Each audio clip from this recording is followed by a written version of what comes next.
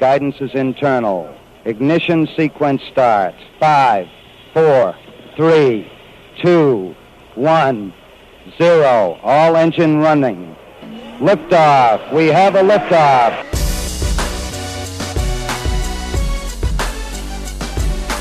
Permission to board. Permission to come aboard. Permission to board. Permission to bring me aboard. Permission to come aboard. Welcome to the Permission Granted podcast. Here's DA.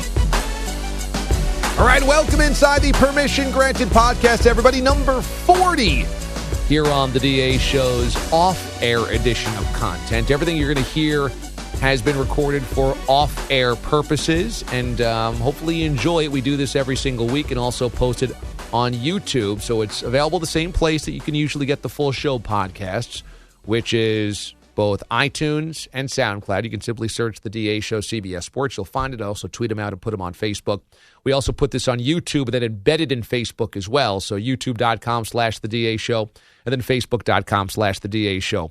Mraz will join me coming up here in a little bit to discuss a lot of the stuff that's swirling around the DA Show right now, which is some moving parts. We've got some guys moving on to other greener pastures. And then also we'll have Mraz joined by Planet Steve a little bit later on in the show, in the podcast as well. But right now, pleased to be joined by a friend of mine. We've known each other since my Boston days, working at 98.5 The Sports Hub.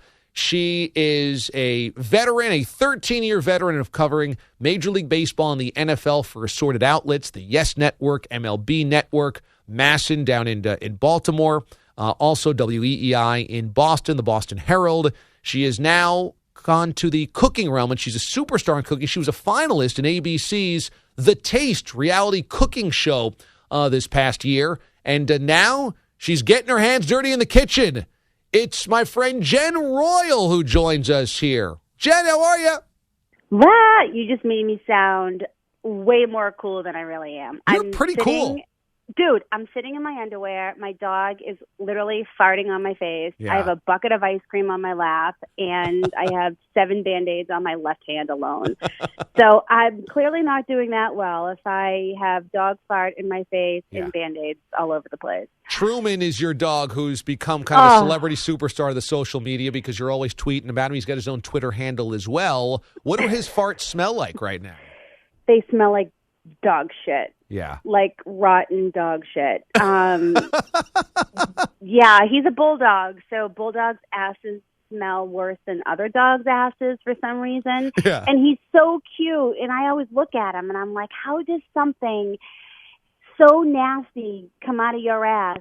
Yeah. But your face is so cute. It's like, it's ridiculous. But he knows when his ass stinks. Like, I'll say, buddy, your bum stinks. And he, like, curls up and runs in the corner of the room. And, he farts in his sleep. And, he jumps up. He scares himself and hides under the stairs. It's really funny. So he knows that his ass stinks. That's good. Well, you know what? I feel like everybody knows when their ass stinks. Yeah, I think most people do, although there's always the people that are just totally delusional and think that everything that comes out of them smells like flowers and rainbows. Yeah, or like people with BO, and you walk by them and you're like, woof, and you're like, okay, if I know you smell, don't you know you smell? Have you ever dated anybody that didn't know their breath smelled? Oh, I got to think about that. No. You know what? No. That's good because I once did, and I didn't know how to tell her, and I was hoping that, maybe it was just one night, but it wasn't, and then I brought mints on the next date, and she declined when I offered. What? Then I went to go pick her up from her place, and I was like, oh, she has roommates, so they must know, and I walked in, and the whole house smelled of the bad breath, and I said, I can't do this anymore. You have to be able to know. I'm very self-conscious about that. Please tell me if my breath smells, and she had no idea, and I said, we got to break this off. Did you kiss her? Yes, and it was not good. And I never told her she had bad breath, and I don't know if that was my responsibility or not. Okay, so was that the deal breaker? Yes, absolutely. So why don't you try to say, well, I mean, I think I would have, if you liked her, I think you could have got past that. But then again, it's such a turnoff. It's such a turnoff. It's hard to be attracted to somebody that smells like, a garbage dump. Maybe she was missing a tooth. Way in the back? I think I would have noticed. Way in the back. Yeah, that's halitosis for you. So I'm telling you. We have already gone on a tangent. I want to know about your career and about your life right now because you spent years covering baseball and football. You were on Yes Network, MLB Network. So all of our listeners have seen you before. You were in Baltimore. We have a ton of listeners down there in Baltimore. They all love me, let me tell you. Well, you are a polarizing figure in the sports broadcasting world. Some people absolutely love you, myself included. Some people, you tell it like it is. Hate my guts. I don't believe in a biased sports reporter. I think that most girls, don't really have the balls to give their opinion. I asked a female in sports the other day, why are you texting me how you really feel about this? Why don't you tweet it or tell people how you feel? And she actually said, male bosses don't like some women to have opinions, and I need to, my career is going down a good path right now. And I almost vomited. It's like, be who you are, and the right person will hire you for who you are. It's like, I always told myself I will always stay true to myself. And you know what? It hurt me in Baltimore in terms of the criticism that I got, but it made me feel better about myself because I didn't go there drinking the Kool-Aid. Even I showed up, and Jeremy Guthrie was their ace. He lost 17 games the year prior to my first opening day. Felix P.A., whatever his name is, Pie in left field was horrible. Adam Jones was more concerned about blowing bubbles and hitting home runs. Brian Roberts was injured, making $10 million a year. Matt Wieters wasn't even that good. And I come in and tell everyone that the team sucks. And they're like, what? And I'm like, wait a minute, are you watching the same game that I'm watching? And it was just like, how dare you talk about Brian Roberts? I'm like, how dare I talk about Brian Roberts, who plays 50 games a year and makes $10 million. Oh, I take that back. Steals $10 million from your ball club. Am I in the twilight zone here? So yeah, I tell it how it is, and I think that's how we are in Boston. Fans appreciate that. We have really smart fans here in Boston, and if you suck, they're going to tell you that you suck. So why sugarcoat it? You have to give your opinion. But here's the thing: you say that in Boston, people will see through it and they'll tell you suck and all that stuff. I think with the Patriots thing, it's been the exact opposite. It's been like Night of the Living Dead, zombie Patriot fans following blindly and not looking at this, which I find so disheartening because you're right. In so many ways, the Boston sports fan is sophisticated and knowledgeable and objective. And in the Patriots case, none of that exists. Well, I think it's not necessarily about the Patriots. I think it's more about Tom Brady. Tom Brady is the golden boy, and I think that they just don't want to believe it. I guess everybody. What is going on back there, by the way? It's my dog. It's Truman. That Truman? Truman sounds like an alcoholic man that's just whining back there. All right, I lied. I'm dating an alcoholic. Oh, Jen, get off the phone. I Shut need up, another Johnny. beer. I'll get you another beer in a second. I think they just don't want to believe that Tom Brady did bad, and isn't that weird? I mean, that must be most of your friends or family. I don't have any friends. Oh. My family's weird too. Okay. I don't know. You know what? I got to tell you, it's so funny, DA. I actually don't talk about sports because I can't stand it. You got tapped out. I just had enough. I just reached my limit. I was standing on the field in 2013. The Red Sox won the World Series. I'm born and raised in Boston, and I didn't give a shit. And I was like, you know what? I was like, it's time for a change. Yeah, that's one of those things that's one of those come to Jesus moments, right? We were like, wow, if I don't care about this, then why am I doing it? And there was no nostalgia. Is that the right word? I didn't care. And that's when you have to do something different with your life. And you know what? It was 13 seasons. I covered some amazing, amazing things in New York. I was with the Yankees from 2003 to 2009. They won the World Series in 2009. I got to cover the Ravens for 2 years in Baltimore. I learned football. I had my own radio show here in New York. Oh my God, listen to me. I had my own radio show in Boston on EEI. I mean, I did everything I wanted to do.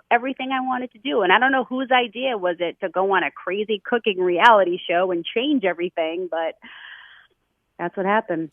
You've always, though, been a really good cook, and you've been interested in cooking. Yeah. I know even as long as I've known you, when you were even in broadcasting, Yeah. food was a passion of yours. Cooking was a passion of yours. Really Yep. good food was a passion of yours. So did you see this as a potential career down the road years ago? No. Well, yes. When I graduated from high school, I almost went to Johnson and Wales for culinary. Huh. And obviously I didn't. And then I've just been cooking my whole life. And I mean, this sounds ridiculous, but I would make something and stand in my kitchen and say, holy shit, like, this is really good. And I'm very, I'm single and I don't believe in marriage and I don't think I want kids, but I am so maternal and domestic. I always want to feed people. I always want to cook for people. My mother will come over. She's like, who is all this food for? I'm like, I don't know, nobody. I'm going to pass it out around the neighborhood. And then my friend was like, listen, there's a show on ABC. It's prime time. It's Thursday nights at 8:00. It's called The Taste. And I had never heard of it. She's like, they're coming to Boston. You should audition. Huh. And I was like, they're never going to pick me. Never. There must have been 50,000 applicants. They went to 10 different cities. And holy shit, they chose me. It was pretty crazy. Well, it was awesome. How much of what went into them choosing you do you think was your background? You had a really interesting career path to that point. I'd be naive and stupid if I didn't think that, some of them were like, listen, she writes for the Boston Herald. She's a public figure. She's been a sports reporter, for so long. She has a following. I bet she can do as much good for our show as we can do for her. But, I had to cook. Yeah. I had to have somewhat of a look. I had to know what the hell I was doing. And I had to have a personality, which, as you can tell, I'm totally lacking. So, I make these things called chicken pot pie cupcakes. And, it's just chicken pot pie wrapped in pie crust, but the whole way around. And I know, and you're supposed to just stuff the entire thing in your mouth, just shove it down your throat. And then about 7 stages later, they called me and said, you're going to Los Angeles. We start filming in 2 weeks. And I packed for a week and I lasted 5. I mean, that's the thing. You have a really rich storyline and a great personality, but you were a finalist. I mean, you had to get it done. You kept making it week after week, and I was watching the series. I'm like, this is awesome. Jen keeps winning here. So you had to bring the noise as well. I mean, you were going to be exposed if you weren't able to cook. Exactly, and I'll tell you, it's so funny that you say that, DA, because you know how I am on social media, and the one thing going through my mind, stuck in my mind, was no one's going to pick me. And, it's like The Voice for cooking. I said, I'm going to get up there. I'm going to make my dish. I'm going to stand in front of these 4 judges, and none of them are going to pick me to be on their team. And everyone's going to be like, Royle, you suck. You suck at sports reporting, and now you can't even fucking cook. So I was so nervous. And, my mother, yeah, Jen, it's going to be really awful if no one picks you. You're going to be so embarrassed. It's going to be terrible. And I went out there, and thank God 2 of them picked me. But the mentor that I chose is the female version of me, but he's French. I'm sorry, the male version of me, but he's French. Yeah. And we just screamed at each other the whole time. He's loud, he curses, and he's a little bit of he's kind of whacked in the head, and I am too. And it just kind of worked for us, and he really believed in me, and we cursed at each other. And, I got to say, I ended up in the bottom the first couple of weeks because I just ran out of time. And, people would say to me, and the judges would say to me, and my, the other contestants, well, if you want, to be a chef, you have to look at the clock. And I'm like, I'm not a chef.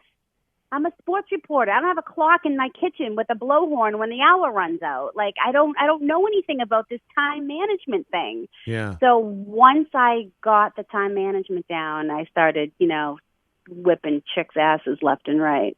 So that ends up leading to the job that you have now, and you're working in a kitchen. Yeah. Now, which restaurant is this? I'm at Babbo, which is Mario Batali's restaurant here in Boston. I came home. I went to culinary school. I hated it. I was bored to death. I was with a couple of kids in my class who, their parents looked at them and said, you better pick something and you better pick it quick.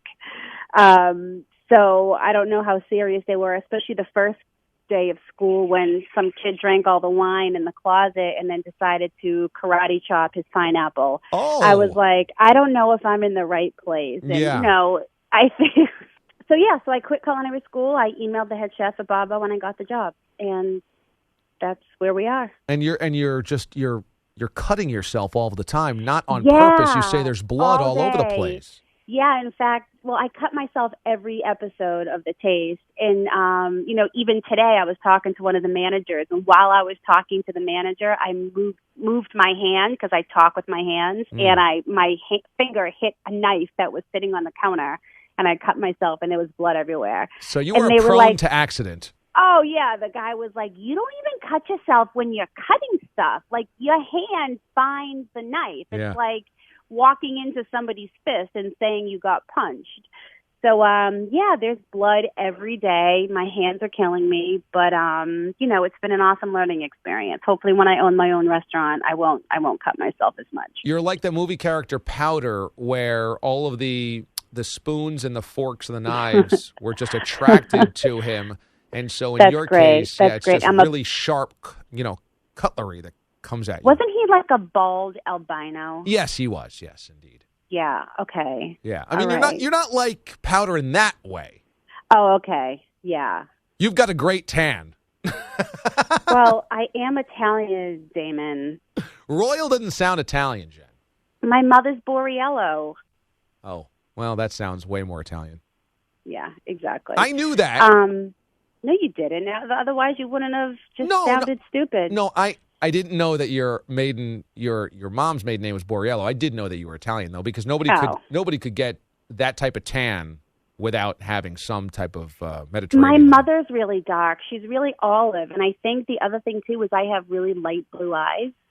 So I look darker than I am. If I had brown eyes, I probably wouldn't look as dark, but my eyes are light. I don't know. That's what I think. But you've also got darker hair, and you absolutely have always loved Italian food. I know this, and you live in the North End, which is the Italian section of Boston, so you've always kind of been attracted to that. Yes, I love me some sausage. To eat. To eat, yeah. What else would what else would it be? You're disgusting. Yes, I'm a carnivore. Meatballs, sausage. I have no sweet tooth. I don't eat desserts. People always say, oh, wow, it must be great. You must lose so much weight because you don't eat desserts. I'm like, no, I eat a 24-ounce porterhouse steak with a side of meatballs wrapped in bacon 3 days a week. I eat like a man. So are you attending any games as a fan these days, or are you totally sportsed out? Hell no. Why the hell would I want to watch a sports event? I don't know, because they're... My God. You actually used to be a sports fan. I know that. Yeah, you know what? No, I think I just need a break. I just need a break. So if one of your friends was like, I got tickets to Fenway, come on, we'll go have a beer and a hot dog, you're like, no way. I'd rather die. I'd say, but if you're in the North End after the game, can you drop me off a hot dog? So a Fenway Frank, yes. A Sam Summer, yes. But actually watching 9 innings of Red Sox baseball. Right. I'll take the beer and the dog. I'll take, the rest of it. Hell no. Just as good on TV. I have no desire whatsoever to go to a sports event. Well, I just need some time. Are you watching games on TV? No. In fact, I got to tell you, I couldn't even name 3 people in the starting rotation. It's very strange. Yeah. It's very, very, very strange. I think that's probably everybody's dream in this business, because you are inundated to totally tap out and to totally not care. We are all programmed to you have to care. You have to know everything. And people think, well, it's a great industry. It is. But like on vacation, you're not allowed to just shut your phone off and shut the TV off. No, there's no such thing. You have to know details and minutia of everything all the time. And every single thing. I mean, listen, I think I was the first female to have a radio show here in Boston. And I have to tell you, I came home one day and I had 4 Celtics games, 3 Bruins games, and I had to watch them all, and all their pre- and post-game shows, and I had notes in front of me, and then the Aaron Hernandez stuff happened, and there was some national hockey news, and I was like, oh my God, for the love of Jesus, this is my life. Like, and I stopped loving it because it was just too much for me. It was taking over everything. And Listen, I think, I just said earlier that, I think a lot of girls need to man up and have balls and give more of an opinion, but there's a lot more work in that. There's a lot more work in hosting a 3-hour radio show than, doing some segments on television, if you're on the sideline. So I can kind of understand why a lot of people don't want to do it. You get a lot of backlash because you are opinionated, but you hit the nail on the head. There's no such thing. It's like, my friends used to say, I can't believe you missed my son's birthday and you missed this wedding and you missed that and it's Memorial Day and it's the 4th of July. And I'm like, oh, I'm so sorry. I didn't know that baseball ended on the weekend and that the Red Sox and the Yankees didn't play on Memorial Day and the 4th of July. And now it's happening again with cooking.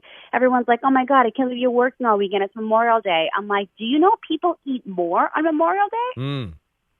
Hey, before I let you go, give me your favorite meal in Boston. What is or you know what, your favorite meal anywhere, because you lived in New York, you lived in Baltimore, you've seen so many wonderful restaurants, you know where the best food is. Yeah. Your favorite meal anywhere, what would it be? Oh, my God. You're talking about my death row meal? Is this my death row meal? Yes. I want to know Jen Royle's death row meal. Oh, my God. It would be a meatball pizza with extra cheese. From where? Pizzeria Regina. Okay. Boston. I'm going to have to go Regina. I'm going to have to go with Regina. I'm sorry, New York. I'm going to have to go with Boston's Pizzeria Regina. I'm going to go with a side of a filet. Okay. Rare. Uh-huh. And some lobster mac and cheese. That's a hell of a meal right there. Oh, my God. Yeah. Has anybody vomited and shit themselves before the electric chair? That probably happens during the electric chair.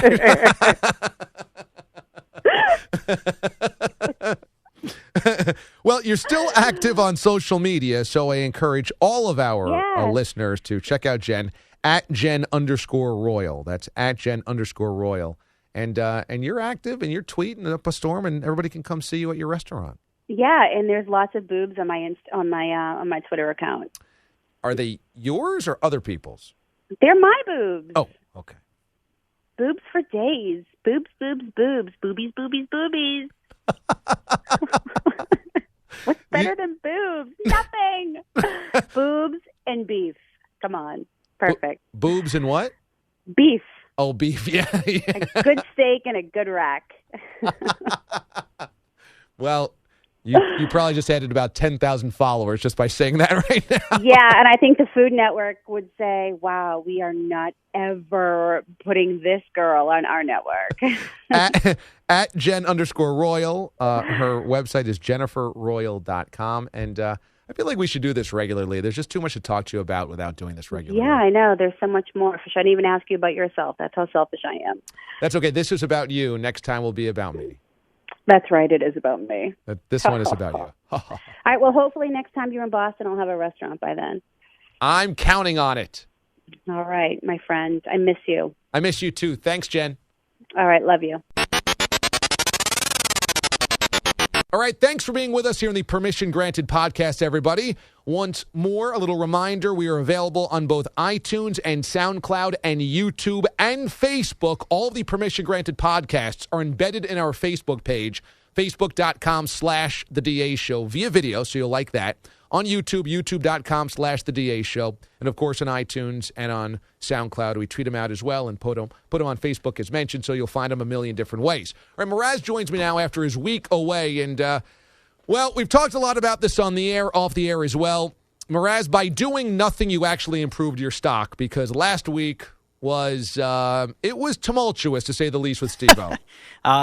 In a weird way, I'm happy that the show stayed on the air, as Steve-O pointed out. That's where his bar is set. I'm also happy that by default my stock has risen, which, hey, listen, any stock rising on me is a good stock, even if I haven't done anything to deserve it. Yeah.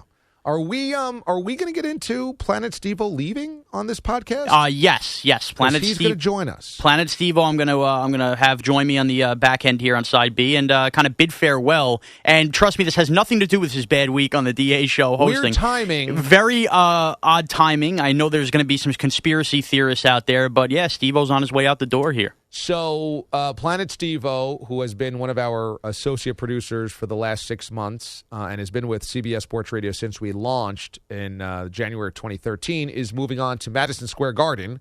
So he's going to be doing a lot of like media stuff over there, right? Yeah, I don't exactly know what his title is, but something tells me James Dolan's got his finger on him. Apparently he got a raise, which is good. Well, 100%. I mean, let's face it, the job he was doing here, he probably didn't deserve the salary he was making to begin with, so a raise over there is good. So Planet Steve-O leaves, which means we'll have somebody else as an associate producer kind of move in here, and we always appreciate and want to see everybody here succeed and move on, but you know, Mraz, we're kind of becoming the coaching tree around here because kind of like Bill Walsh, you know, having Sam Weish become a head coach with the Bengals, and then Mike Holmgren is the head coach in San Francisco, and Shanahan become a head coach in Denver. You know, we've now had 2 producers move on to bigger and better things. Kenny Brock moved on to the TV side of CBS Sports.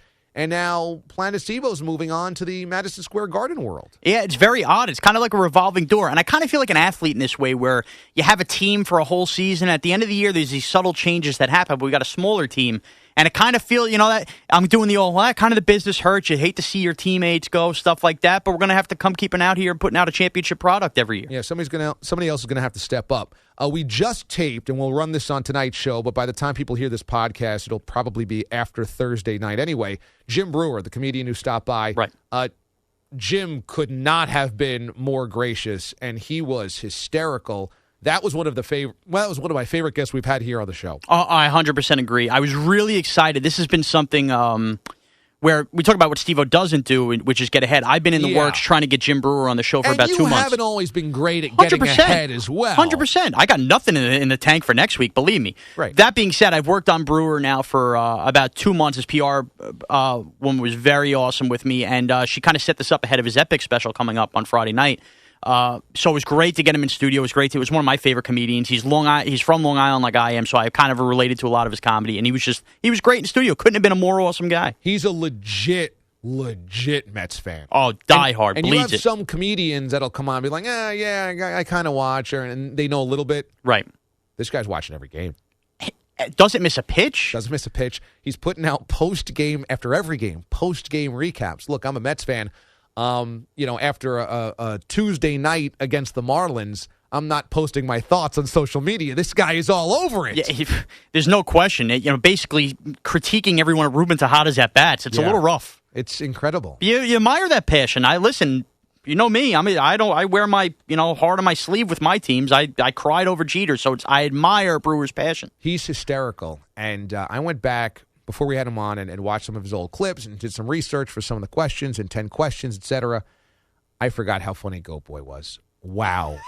I forgot. And in 10 questions, I really believe what he says, too. He has to get asked to do that all the time, wherever he is. Yeah, I asked him if he gets stopped to do Goat Boy when he's gone through the drive-thru at a fast food restaurant. He's like, you have no idea. I get stopped all the time to do it and to hear other people's Goat Boy.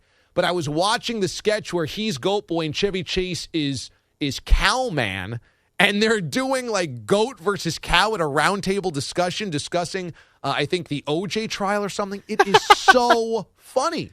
So funny. He's so his over-the-top animation, though, is so hysterical how much he nailed. And his laugh after these things when he does the goat and everything. His laugh is like the best laugh you could hear a comedian do. It's really unbelievable. It really is. I ended up getting trapped. You ever get trapped in like a YouTube wormhole where you can't watch this watching? Next, and you keep going watching related videos all the time. I got caught doing a Jim Brewer and Dave Chappelle combo, and it was amazing. I mean, Dave Chappelle's bit about being caught in a limousine in the ghetto in the middle of the night at 3 a.m. So funny. There's a baby on the side of the sidewalk. I mean, it was, whoa. Brewer has a great bit, too, about, I'm sure other people can relate, but about growing up in Long Island playing stickball or wiffle ball in the street with your friends, which is what I did, always related. And it was always like the troublemaker a couple of years older than you in the neighborhood that always be smoking cigarettes, walking down the block to do God knows what, and would always come up break up a game that you're in the middle of and ask to have one at bat for no reason. That's right, yeah. And he nails it to a T. Like, we had this guy in our neighborhood, too, and I just related to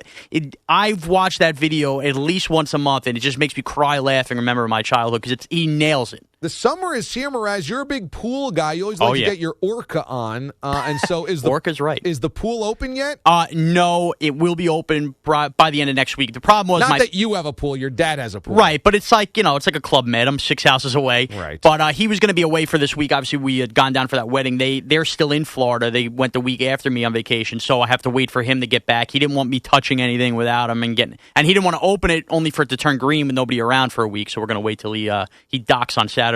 Okay, so this weekend it opens up? It should. I imagine Sunday after I get home from flag football, I'll get the old, hey, let's get the cover off this bad boy. He's been working on it underneath the cover, making sure the water's right and stuff like that. Should be a quick tear the cover off, get the chlorine going. Let's go.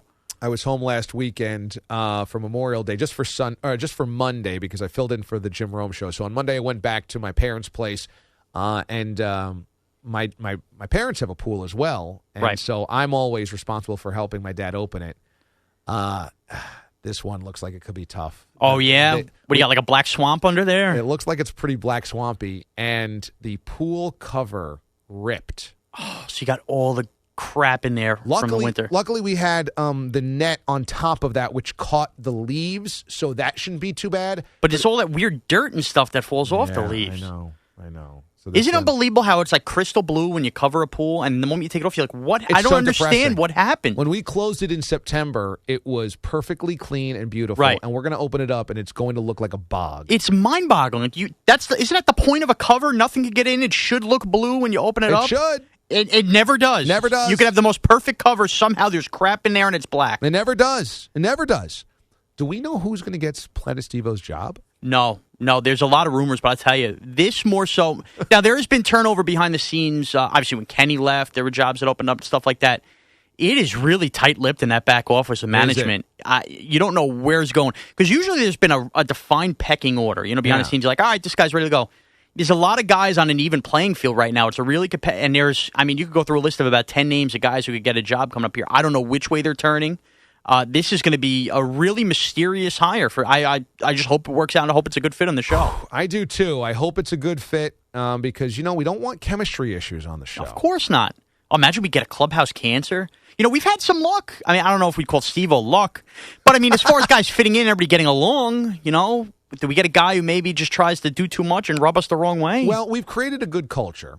I think people know you either fit in or... you get lost. It's your problem. It's really your problem. So I think people know you got to fit in, or it's your loss, as you said. So I would expect whoever gets hired will understand that this is a strong locker room. It's a successful team. We have a certain set of expectations. You'll be asked to fit in. Well, we do want you to contribute. But if you're not okay with that, then we're okay saying goodbye to you. Yeah. Adios, amigo. But I don't think we'll have that problem. It seems like a lot of guys I talk to, behind the scenes, they feel like we're the comfort zone where they can come and... Oh, good. Yeah, so we've had that reputation. I don't know if that's a good thing, a bad thing, but we'll see. It's going to be real interesting. We don't want to be too much of a player's coach. That's true, because even Rex Ryan gets canned after a while, That's right? Yeah, exactly right. All right, so Planet Steve-O's final appearance, I think, here on the Permission Granted podcast comes up here next. So stick around for that. A little reminder, the DA Show's Permission Granted podcast, all off-the-air stuff, is available by simply going to iTunes or SoundCloud along with the rest of our podcast. It's called PGP number 40. That's what this one's going to be. Also available youtube.com/The DA Show and on Facebook, facebook.com/The DA Show. All right, welcome into Side B of the Permission Granted podcast. I am the executive producer of the DA Show, Sean Mraz, joined here by last week's executive producer of the DA Show, a guy who I think did a stand-up job, particularly on the Permission Granted podcast when I listened, and his name is Steve-O, Steve Moralia. Steve, how you doing? Shawnee, I'm doing great, man. How are you? I'm doing good. I'm relaxed. I got to be honest, I'm a little sad right now, as kind of ironically and having nothing to do with last week, we me and DA just discussed this as well. You're leaving us, Steve-O. This is it. A quick exit after your week of producing. You will no longer be with the DA Show on CBS Sports Radio. I am bittersweet. I have certainly enjoyed my time on the DA show. It was a lot of fun. But I got this job offer, and I've known about this for a little while, and of course you did too. We just haven't announced it to anybody. But, I had this great opportunity at the Madison Square Garden company that I just couldn't pass up. So I am taking my talents there, if you will. If you call them talents. Hey, come on. It's, you know what, I almost compare this to the Mets trade of Kirk Nieuwenhuis to the Angels, where basically you sold them and you were just happy to get anything out of it. So, we have traded Steve Moralia to MSG for a player to be named later that probably never has to be named, and we're just we're happy about it. Well, listen, I don't know why you would be happy about that. Look, I feel like in my 5 months it will have been on the show, I feel like I kind of made my mark. Right. It wasn't. It's not like I had a Kenny-esque role. Oh, you were beginning to, but definitely. He was there. But I certainly, we had a nasty email sent, to DA about me the other day, which was very funny. You know what? I went home and I thought about that. What a jerk that guy was. What's his name? I forgot the guy's name, but you think he's a jerk for calling out. What about him made him a jerk instead of just a listener giving his opinion? I mean, listen, fine. I've just never been called an Eeyore before. That's what really had me down, because I'm always like a happy-go-lucky, cheery person. Eeyore translate, Steve-O. Eeyore means donkey, which means you're a jackass, and it's tough to argue. No. It means a downer. Eeyore's the downer. He's the ho-hum guy. I'm not like that at all. Even when I make a mistake, you guys know this. You've always told me, that I just laugh it off. I have that great attitude about things. So I don't know where what's-his-face got off calling me an Eeyore. Well, I mean, a jackass I am. Yeah, we can all agree on that. There's no question. He meant it as, being the Debbie Downer, if you will. It's fun. And we do kid, Steve, and obviously we joke around. But in all seriousness, last week notwithstanding, because you were atrocious apparently. I was not, though. That's the other thing that I wanted to talk to you about during this week, because I felt like I did a pretty good job. Okay, we'll get into it. We'll get into this right now. Why do you feel you were underappreciated last week? Because I had never done that before for DA. Okay. You've had all this experience for the last 2.5, almost 3 years now. Right. Working with DA. I have only observed 5 months of you doing this. I felt I stepped in. There were some things. You can only control the control. I can't control. Rick Barry's cell phone as he's getting ready to go to Africa. Okay, I mean, you can kind of, if he tells you, I'll be boarding a flight, maybe you want to double think that spot. He told me that he was going to be in an airport, so I figured, he could find a quiet corner. I'm always able to when I'm in airports anyway, take a little nap, and maybe you hear a little bit of the PA in the background. But come on. I mean, so that I didn't know he was actually going to be getting on the plane, and maybe if DA hit the brakes on time, we could have gotten him before he hit the I don't know. Anyway. Finger pointing on the way out the door. Yeah, I am. And what else? He marks me down for reads, for not having the reads on time. I always had the reads in there. Well, you know what? Billy could get in his ear just as easily as I could have. That's a good point. Steve, hold on, Steve. On the first night. Steve, hold on, because now you're getting all worked up. I'm going to back you on the reads there, because when I produce, you handle the reads on the board. Yep, and I always tell him. Billy should have handled the reads. I'll give you. I'll actually, as a producer, I'll give you a pass there. So then I think that I should get a couple percentage points bumps there. Also, I had the Schneid on Monday, and Schneid is very good, but it will also put double pressure on me because I was on the Wheels of Steel, executive producer, sound check. Everything was my responsibility that day. The Schneid was essentially there, typing up a brief podcast where I still had to go back through and change it. And on top of that, he was just answering the phone. So I feel like I had a lot of Monday was my most stressful day. But it's a stressful job, and I think you didn't handle the stress well, apparently. And you know what? You want to see when a guy goes down on a team with an injury or, in my case, a vacation, you want to say next man up. And I was the next man up, and I think I did a damn good job. Yeah, I was a little stressed, but hey, by Friday I had everything down. That's for sure. All right. Well, listen, it is what it is, Steve. It's behind us. And in all seriousness, I mean, you were fine. I mean, I guess you were fine. Maybe you weren't. Yeah. Maybe you weren't. I don't know. Either way, you made me look good, so I have to thank you for that. Well, yeah, that's what DA had told me. He said nothing has ever done more for Mraz's stock.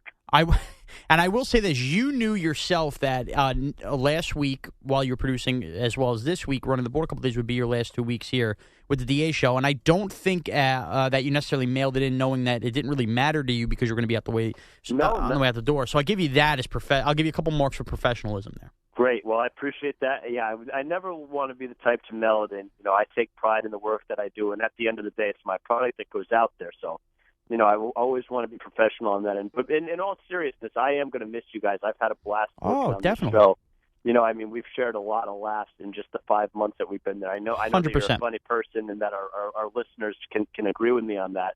So you certainly made my job more enjoyable. I know at times I could bother you, but all in good fun, I would say.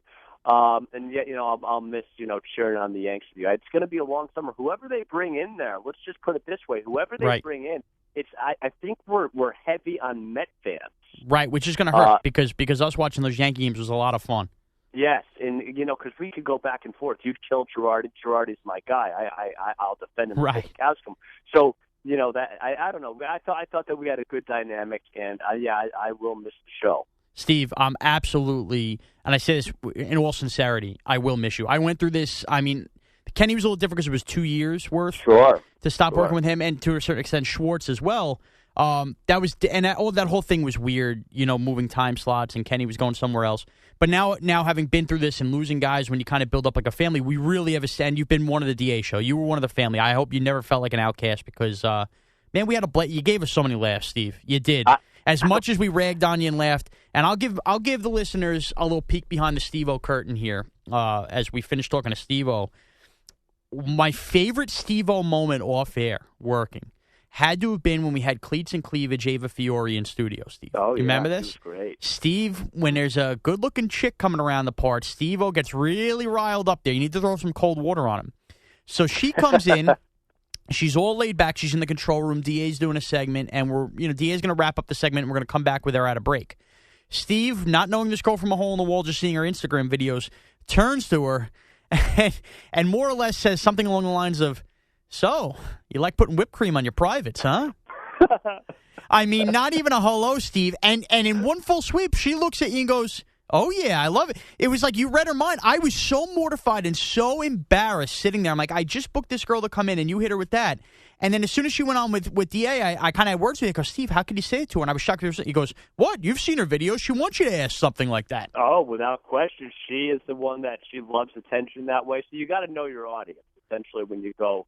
Like, I know somebody like that has no shame like myself. I mean, if you're doing what she's doing, you can't have much shame. I mean, maybe she has a little. I don't know. But it would be unfair for me to characterize that way. But, no, I mean, in that case, yeah. One of my favorite memories actually just happened recently. Okay. When it was just really funny, and DA got a kick out of it, too. DA comes back into the control room, during some commercial breaks. And, he was talking about putting old jerseys online on eBay to sell. And I go, "Mraz, you're still buying jerseys. What are you doing with your life?" And you look at me and you go, "Me?" You're all offended. What are you doing with your life? And I just looked at you and I said, "I'm doing a lot. I'm doing a lot with my life." So, God, that is too... Steve, I know. So many laughs. And, probably also none funnier than we're going to always have to watch that rock video with you playing the harmonica and just wanting to go into that strip club. Jeez. Yeah. I mean, it's amazing. 5 months, a lot of memories. And, even beyond the DA show, knowing you for the 2.5 years. So, I mean, we're going to start to wrap up here, Steve. But just listen, honestly, best of luck in your new position. Wherever the road takes you here in the future with your career, I wish you nothing but the best. And you're not moving away, so I'm sure I'll see you. And I'm sure we'll get you on the podcast again to check in and see how your new job's going in a few weeks. But, honestly, thank you for the job you did filling in for me last week. I would not have been able to take vacation without somebody in there to step up, and you did. And just thanks for the laughs, man. Thanks for being part of the show for a couple months. Raz, I appreciate it. We'll definitely keep in touch. Continued success for you. You're going to make it big. I don't want to sound too sheepish, but you're gonna make it big. And I already am big, but I understand what you're saying. Yeah. Puffiness with sodium. That I'm going to miss too. All right. Well, that's going to do it here for Side B and for the Permission Granted podcast in general. As always, you can start to check these things out on our Facebook page, facebook.com/The DA Show. Right there, they'll be embedded, the whole deal. Watch them right on Facebook. They're great. But as always, check out SoundCloud, check out iTunes, youtube.com/The DA Show. Follow me on Twitter at MrazCBS. You can't follow Steve on Twitter, though. He's creeping with an egg back there somewhere. And that's going to wrap it up. Thank you as always, and adios.